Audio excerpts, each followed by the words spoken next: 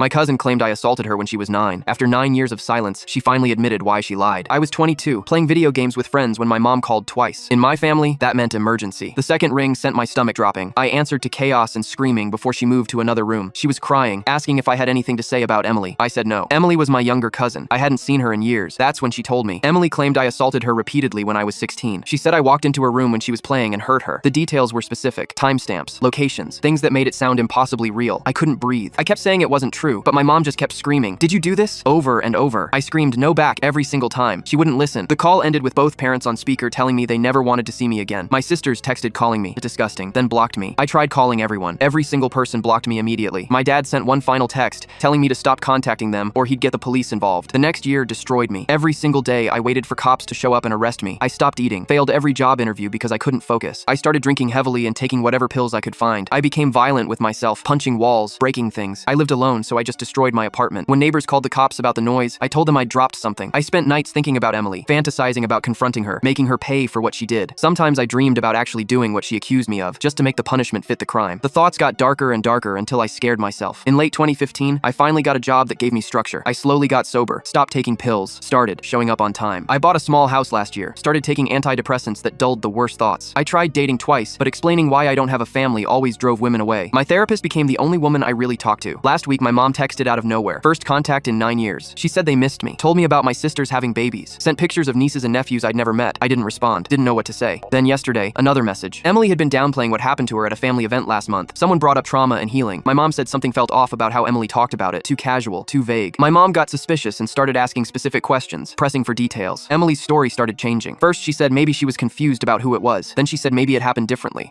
Then she said maybe it didn't happen at all. Finally, she admitted she probably dreamed it. The family exploded. My mom and dad walked outside and just started crying. They told everyone the truth, said they were disgusted with Emily, said they wanted me back in their lives. I still haven't responded to any of them. This morning, Emily texted me directly. 9 years of silence, and she texts like nothing happened. She said she knows I hate her, but she needs to tell me the truth. It wasn't a dream or confusion. When she was 15, her mom caught her sneaking out to see her boyfriend. She was going to be grounded the entire summer, going to miss camp, miss concerts, miss everything. So she told them she was acting out because of past trauma. When they pressed for details, she made up a story. She picked me because I was away at college, rarely around. She figured I'd deny it and everyone would move on. She never imagined they'd cut me off completely. She tried taking it back a few days later, but they told her she was just protecting me. The lie spiraled out of control and she was too scared to admit it. She said she's been in therapy for years, feeling guilty. She ended with, "I'm so sorry. I know you'll never forgive me, but I wanted you to know it was never about you." I stared at her message for an hour, read it over and over. 9 years of my life, 9 years of hell, my sobriety, my relationships, my family, all of it gone because she didn't want to miss summer camp. I thought about all the ways I could respond, all the things I wanted to say, how I wanted to make her feel even a fraction of what I felt. Instead, I replied with 2 words, wrong number.